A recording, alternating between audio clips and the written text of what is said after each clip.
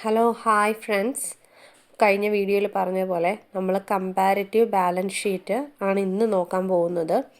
അപ്പോൾ കഴിഞ്ഞ ക്ലാസ്സിൽ അതിൻ്റെ തിയറി ഒക്കെ പറഞ്ഞിരുന്നു. ഇന്ന് അതിൻ്റെ ഫോർമാറ്റാണ് പറയുന്നത്. ഫോർമാറ്റും അതിൻ്റെ ഒരു പ്രോബ്ലത്തിനെ കുറിച്ചിട്ടാണ് ഇന്ന് ഡിസ്കസ് ചെയ്യുന്നത്. അപ്പോൾ ഇതാണ് കമ്പാരിറ്റീവ് ബാലൻസ് ഷീറ്റിൻ്റെ ഫോർമാറ്റ്. അപ്പോൾ ഇതിനകത്ത് നോക്കുക, പർട്ടിക്കുലേഴ്സ് ഉണ്ട്, നോട്ട് നമ്പർ ഉണ്ട്, date of previous years balance sheet and date of the current years balance sheet, absolute changes ഉണ്ട്, പെർസെൻറ്റേജ് ചേഞ്ചസ് ഉണ്ട്. ഫസ്റ്റ് ഓഫ് ഓൾ ഇതിനകത്ത് എഴുതുന്നത് ഇക്വിറ്റി ആൻഡ് ലയബിലിറ്റീസ് ആണ്. പിന്നെ ഫസ്റ്റ് ഷെയർ ഹോൾഡേഴ്സ് ഫണ്ടാണ് എഴുതുന്നത്. ഷെയർ ഹോൾഡേഴ്സിൻ്റെ സബായിട്ട് വരുന്നതാണ് share capital, reserve and surplus. പിന്നെ വരുന്നതാണ് non current liabilities. Non current ലയബിലിറ്റീസിൽ ലോങ് ടേം ബോറോവിങ്സ് ഉണ്ട്, ലോങ് ടേം പ്രൊവിഷൻസ് ഉണ്ട്. പിന്നെ വരുന്ന മെയിൻ ഹെഡാണ് കറണ്ട് ലയബിലിറ്റീസ്. അതിൽ short term borrowings, trade payable, other current liabilities, short term provisions. എന്നതിന് ശേഷം ഇത്രയും കൂട്ടും. ഇനി മെയിൻ ഹെഡായിട്ട് വരുന്നത് അസറ്റുകളാണ്. First asset non current assets ആണ്. അതിൽ തന്നെ ഫിക്സഡ് അസറ്റ്, ഫിക്സഡ് അസറ്റിൽ തന്നെ സബ് ടാഞ്ചിബിൾ, ഇൻടാഞ്ചിബിൾ. പിന്നെ വരുന്നത് എന്താണ്? നോൺ കറണ്ട് ഇൻവെസ്റ്റ്മെൻ്റ് ആണ്. Long term loans and advances ഉണ്ട്. എന്നതിന് ശേഷം കറണ്ട് അസറ്റാണ്. ഫസ്റ്റ് നമ്മൾ നോൺ കറണ്ട് അസറ്റ് എഴുതി, ഇനി നമ്മൾ കറണ്ട് അസറ്റാണ്. കറണ്ട് ഇൻവെസ്റ്റ്മെൻറ്റ്സ് ഉണ്ട്, കറണ്ട് പിന്നെ ഇൻവെൻ്ററീസ് ഉണ്ട്, പിന്നെ trade receivables, cash and cash ഇക്വലൻസ്, short term loans and advances and other current assets. എന്നതിന് ശേഷം ഇതെല്ലാം കൂടെ കൂട്ടുമ്പോൾ എന്തായിരിക്കും? ഇവിടുത്തെ ടോട്ടലും ഒന്നായിരിക്കും. അപ്പോൾ നമുക്കൊരു പ്രോബ്ലം ഒന്ന് ഡിസ്കസ് ചെയ്യാം. ഇത് ഇലസ്ട്രേഷൻ 3.1.2 ആണ്. അപ്പോൾ ഇതിൽ നമ്മളൊരു ബാലൻസ് ഷീറ്റ് കാണിക്കുന്നുണ്ട്. From the following summarised balance sheet of A limited. ഇതിനകത്ത് എന്താണ് തയ്യാറാക്കേണ്ടത്? Prepare comparative balance sheet. ഇതെങ്ങനെയാണെന്ന് നോക്കാം. അപ്പോൾ ക്വസ്റ്റ്യനിൽ നോക്കുക, പർട്ടിക്കുലേഴ്സ് ഉണ്ട്, നോട്ട് നമ്പർ ഉണ്ട്, 31/3/2023 ആൻഡ് 31/3/2022.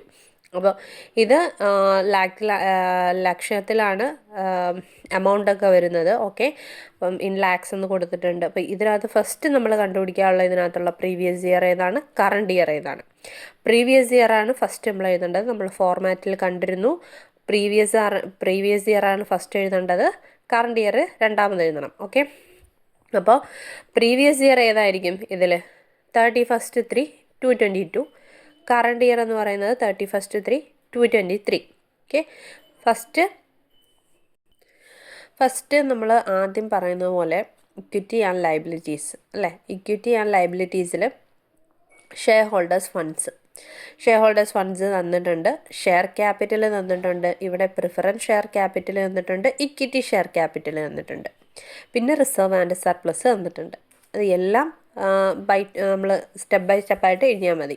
നോൺ കറണ്ട് ലയബിലിറ്റീസ് തന്നിട്ടുണ്ട്, ലോങ് ടേം ബോറോവിങ്സ് ഉണ്ട്, സെക്യൂർഡ് ലോൺസ് ഉണ്ട്, അൺസെക്യൂർഡ് ലോൺസ് ഉണ്ട്, കറണ്ട് ലയബിലിറ്റീസ് ഉണ്ട്, ഷോർട്ട് ടേം ബോറോവിങ്സ് ഉണ്ട്, കറണ്ട് ലയബിലിറ്റീസ് ഉണ്ട്, പ്രൊവിഷൻസ് ഉണ്ട്.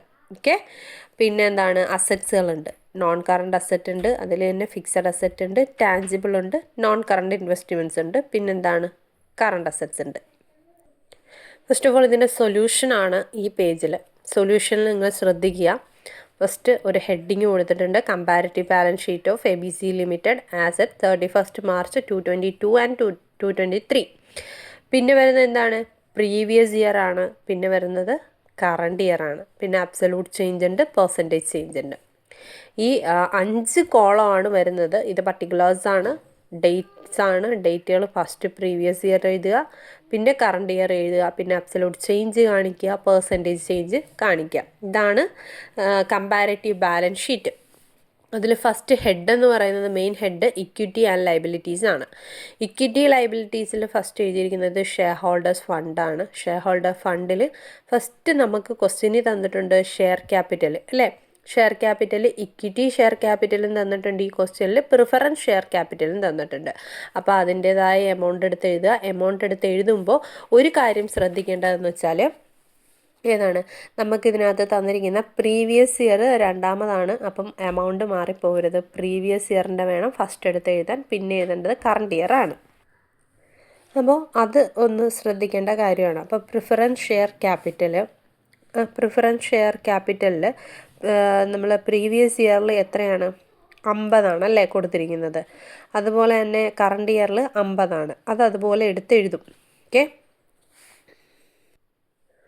അത് നമ്മൾ വേണ്ടേ 50 എഴുതിയിട്ടുണ്ട്, ഇവിടെ 50 എഴുതിയിട്ടുണ്ട്. അപ്പോൾ ഇത് അബ്സല്യൂട്ട് ചേഞ്ച് കാണിക്കുന്നത് ഇതിൽ നിന്ന്, അതായത് കറണ്ട് ഇയറിൽ നിന്ന് പ്രീവിയസ് ഇയർ കുറച്ചിട്ട് അതിൻ്റെ വ്യത്യാസമാണ് ഇവിടെ കാണിക്കുന്നത്. അപ്പോൾ 50 50 കുറയ്ക്കുമ്പോൾ ഒന്നും കിട്ടുന്നില്ല, അതുകൊണ്ട് തന്നെ പെർസെൻറ്റേജ് ഇവിടെ ചേഞ്ച് കാണുന്നില്ല. മറ്റേത് ഇക്വിറ്റി ഷെയർ ക്യാപിറ്റൽ എന്താണ് 20, അപ്പം ലക്ഷത്തിലാണ് 20 ലക്ഷം 20 ലക്ഷം, അതിപ്പം ചേഞ്ചസ് ഒന്നും കാണിക്കുന്നില്ല. അപ്പോൾ അതുകൊണ്ട് പെർസെൻറ്റേജ് റേറ്റും ഇല്ല. ഇനിയുള്ളത് റിസർവ് ആൻഡ് സർപ്ലസ് ആണ്. അതെന്താണ്, പ്രീവിയസ് ഇയറിൽ 20, കറണ്ട് ഇയറിൽ എത്രയാണ് 25. അപ്പോൾ ഇതിൻ്റെ ചേഞ്ചസ് എത്രയാണ് 5 അല്ലേ. അപ്പോൾ ഇതേ ഡിവൈഡഡ് ബൈ 20 ഇൻറ്റു എത്രയാണ് 100. അപ്പോൾ എത്ര കിട്ടും 25. അതായത് 5 ഡിവൈഡഡ് ബൈ 20 ഇൻറ്റു 100. അപ്പോൾ 25% കിട്ടും. അങ്ങനെയാണ് ഇതിൻ്റെ പെർസെൻറ്റേജ് എടുക്കുന്നത്. ഇനി നോൺ കറണ്ട് ലയബിലിറ്റീസിലാകുമ്പോൾ ലോങ് ടേം ബോറോവിങ്സ് ആണ്. സെക്യൂർഡ് ലോൺസ് ഉണ്ട്, അൺസെക്യൂർഡ് ലോൺസ് ഉണ്ട്. സെക്യൂർഡ് ലോൺസ് ആകുമ്പം പ്രീവിയസ് ഇയറിൽ 30, കറണ്ട് ഇയറിൽ 25. അപ്പോൾ ഇത് എത്രയാണ് -5 അല്ലേ. അപ്പം -5 ആകുമ്പോൾ അതവിടെ ബ്രാക്കറ്റിൽ കൊടുത്തു. ഓക്കെ, അപ്പോൾ ഇവിടെ കിട്ടുന്ന സംഖ്യ മൈനസ് തന്നെ ആയിരിക്കും. എങ്ങനെ 5 ഡിവൈഡഡ് ബൈ 13 ഇൻറ്റു 100. അപ്പോൾ ഇത് കിട്ടും. അപ്പോൾ 60.67 എന്ന് കിട്ടും. ഇനി അൺസെക്യൂർഡ് ലോൺസിനാകുമ്പം 15 20, അതിൻ്റെ ഡിഫറൻറ്റ് എത്രയാണ് 5. അപ്പം 5 ഡിവൈഡഡ് ബൈ 15 ഇൻറ്റു 100. അപ്പോൾ ഇത് കിട്ടും. ഇനി current liabilities, short term borrowings, current liabilities എത്രയാണ് 13 14.50. അപ്പോൾ എത്ര കിട്ടും 1.50. അതെങ്ങനെയാണ് 1.50 ഡിവൈഡഡ് ബൈ 13 ഇൻറ്റു 100. ഓക്കെ, ഇനി പ്രൊവിഷൻസ് 4.50, അതിൻ്റെ ഡിഫറൻസ് 0.50. 0.50 divided by 4 into 100. അപ്പോൾ ഇത് കിട്ടും. ഇനി ഇതിൻ്റെ എല്ലാം ടോട്ടൽ എടുക്കുക, അതായത് ഇത് ഇത്രയും കൂടെ കൂട്ടുക, ഇത് ഇത്രയും കൂടെ കൂട്ടുക. അപ്പോൾ കൂട്ടുമ്പോൾ ഇതിൻ്റെ ഡിഫറൻസ് എത്രയാണെന്ന് നോക്കുക. എന്നിട്ട് 7/152 ഇൻറ്റു 100. അപ്പോൾ ഇത് കിട്ടും. ഓക്കെ, അപ്പോൾ ഇനി അസറ്റാണ്. ഇനി നോൺ കറണ്ട് അസറ്റ് ഉണ്ട്. നോൺ കറണ്ട് അസറ്റിൽ ഫിക്സഡ് അസറ്റിൽ തന്നെ tangible asset. Okay, tangible asset എത്ര വരുന്നുണ്ട്, പ്രീവിയസ് ഇയറിൽ 95, കറണ്ട് ഇയറിൽ 110. അപ്പോൾ ഇതിൻ്റെ വ്യത്യാസം 15. 15 ഡിവൈഡഡ് ബൈ 95 ഇൻറ്റു 100. പിന്നെ നോൺ കറണ്ട് ഇൻവെസ്റ്റ്മെൻറ്റ്സ് 10, ഇവിടെയും 10. അപ്പോൾ ഇവിടെ വ്യത്യാസമൊന്നുമില്ല, അതുകൊണ്ട് തന്നെ പെർസെൻറ്റേജും ഇല്ല. പിന്നെ കറണ്ട് അസറ്റ് എത്ര വന്നിട്ടുണ്ട് 47 വന്നിട്ടുണ്ട്, 39. ഇതിൻ്റെ വ്യത്യാസം -8, അതുകൊണ്ട് തന്നെ എത്ര ആയിരിക്കും ഇവിടെ -70.02. എങ്ങനെയാണ് കിട്ടുന്നത് -8 ഡിവൈഡഡ് ബൈ 47 ഇൻറ്റു 100. ഓക്കെ, അപ്പോൾ ഇതിൻ്റെ ടോട്ടൽ എടുക്കുകയാണെങ്കിൽ ഇത് കിട്ടും, ഇതിൻ്റെ ടോട്ടൽ എടുക്കുകയാണെങ്കിൽ ഇത് കിട്ടും. അപ്പോൾ ഇതിൻ്റെ എടുക്കുകയാണെങ്കിൽ കറക്റ്റ് ഇതുപോലെ തന്നെ കിട്ടും. അപ്പോൾ ഇതും ടാലി ആയിട്ടായിരിക്കും കിട്ടുന്നത്. അപ്പോൾ ഇതാണ് കമ്പാരിറ്റീവ് ബാലൻസ് ഷീറ്റ് എന്ന് വെച്ചാൽ. വളരെ ഈസി ആയിട്ട് എഴുതാൻ പറ്റുന്ന ഒരു കണക്കാണ്. അപ്പോൾ എല്ലാവരും ഇതിൻ്റെ ഫോർമാറ്റ് ആദ്യമേ നോക്കി പഠിക്കുക. എന്താണ് പർട്ടിക്കുലർ സൈഡിൽ കറക്റ്റായിട്ട് എഴുതേണ്ടതെന്ന് നോക്കുക. പിന്നെ നമുക്ക് പ്രീവിയസ് ഇയർ ആണ് ഫസ്റ്റ് എഴുതേണ്ടത്, കറണ്ട് ഇയർ ആണ് നെക്സ്റ്റ് എഴുതേണ്ടത്. അതായത് കറണ്ട് ഇയറിൽ നിന്ന് പ്രീവിയസ് ഇയർ കുറച്ചതിനുള്ള ചേഞ്ചാണ് ഇവിടെ കാണിക്കേണ്ടത്. പെർസെൻറ്റേജ് കാണേണ്ടത് absolute change divided by previous year into 100. അതാണ് ഇവിടെ കിട്ടുന്നത്. അപ്പോൾ ഇതിൻ്റെ എല്ലാം ടോട്ടൽ എടുത്താൽ മതി. എല്ലാം കൂടെ കൂട്ടിയതിൻ്റെ ടോട്ടൽ ഇവിടെ വരും, അസറ്റ്സുകളെല്ലാം കൂട്ടിയതിൻ്റെ ഇവിടെ വരും. അപ്പോൾ ഇതും ടാലി ആയിട്ട് കിട്ടും. അങ്ങനെയാണ് ഇത് കമ്പാരിറ്റീവ് ബാലൻസ് ഷീറ്റ് തയ്യാറാക്കുന്നത്. അപ്പം നമുക്ക് അടുത്ത വീഡിയോയിൽ ഒരു കമ്പാരിറ്റീവ് ബാലൻസ് ഷീറ്റും കൂടെ തയ്യാറാക്കുന്ന ഒരു വീഡിയോ നമുക്ക് ചെയ്യാം. അപ്പോൾ കുറച്ചുകൂടെ ക്ലിയർ ആവും.